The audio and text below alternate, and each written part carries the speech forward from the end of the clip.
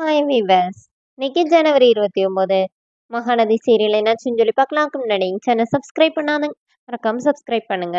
இன்னைக்கு என்ன சொல்லி பார்த்தீங்கன்னா இன்னைக்கு ரொம்ப எமோஷனலான எபிசோட் தான். இன்னைக்கு என்ன அப்படின்னு சொல்லி பார்த்தீங்கன்னா இங்கே வந்து விஜய் தனியாக உட்காந்து காவேரியை வந்து அவங்க அம்மா இழுத்துட்டு போனதெல்லாம் யோசிச்சு பார்த்து ரொம்ப ஃபீல் பண்ணி அழுதுட்டு அப்படியே உட்காந்துருக்கிறாரு. அப்போ பார்த்து தாத்தா வராரு. தாத்தா வந்து விஜய் அப்படின்னோடனே, என்ன தாத்தா இப்படி பண்ணிட்டாங்க, நான் காவேரிய வந்து எவ்வளோ லவ் பண்ணேன்னு உங்களுக்கே தெரியும்ல. இப்படி கடைசியில இப்படி இழுத்துட்டு போயிட்டாங்க அப்படின்னு சொல்லிட்டு ரொம்ப ஃபீல் பண்றாரு. இந்த மாரி குமரன் அவரெல்லாம் நான் என்னோட பிரதரா, என்னோட அண்ணனா நினைச்சிருந்தேன். ஆனா அவரே என்ன வந்து தப்பா புரிஞ்சுக்கிட்டார்ல அப்படின்னு சொல்லி ரொம்ப ஃபீல் பண்ணி தாத்தா கிட்ட ஒன்னொன்னா சொல்லிட்டே இருக்கிறாரு.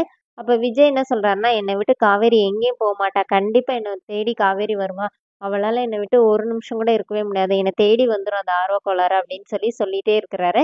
இப்ப தாத்தா என்ன சொல்றாருன்னா, "இல்ல விஜய் அவ வரமாட்டா" அப்படின்னோனே, "என்ன தாத்தா சொல்றீங்க?" அப்படின்னோனே, "நீ தான் விஜய் தப்பு பண்ணிட்ட. அவ உன் மேல எவ்வளோ பாசம் இருந்தா, அந்த வெண்ணிலாவே கூட்டிட்டு வந்து உன் முன்னாடி நிப்பாட்டி இருந்திருப்பா.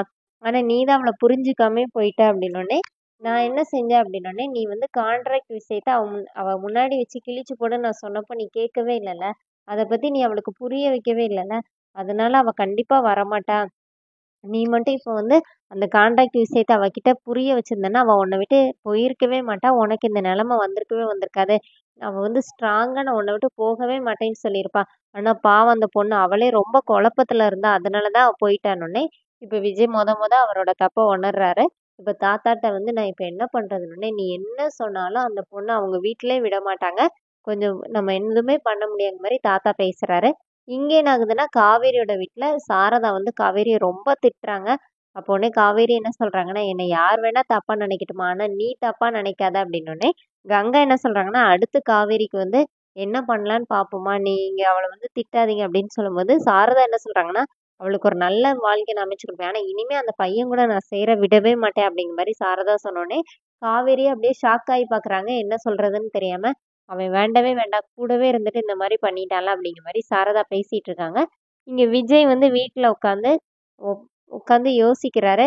பேக்ரவுண்ட்ல சூப்பரா சாங்லாம் போட்டிருக்காங்க. விஜய் அப்படியே உட்காந்து அழுறாரு. என்ன பண்றதுன்னே தெரியாம. அப்போ விஜய் என்ன சொல்றாருன்னா, "நான் தாத்தா சொன்ன மாரி நான் வந்து தப்பு பண்ணிட்டேன். உனக்கு நான் புரிய வச்சிருந்துருக்கணும். இப்ப தான் என்னோட தப்பு புரியுது. நீ ஒவ்வொரு வாட்டி பயப்படும்போதும் நான் அத வந்து பார்த்து நான் வந்து உன்ன வந்து ஒரு ஹாப்பினஸ்ஸா ஃபீல் பண்ணேன். உன்ன வந்து டென்ஷனாவே வச்சிருந்துட்டு இருந்திருக்கேன். ஆனா, இன்னைக்கு தான் எனக்கு வந்து தாத்தா சொன்னப்போ என்னோட தப்பு புரியுது அப்படிங்கிற மாரி விஜய் ரொம்ப ஃபீல் பண்றாரு. அதோட என்னோட எபிசோட் எண்ட் பண்ணியிருக்காங்க. Thank you.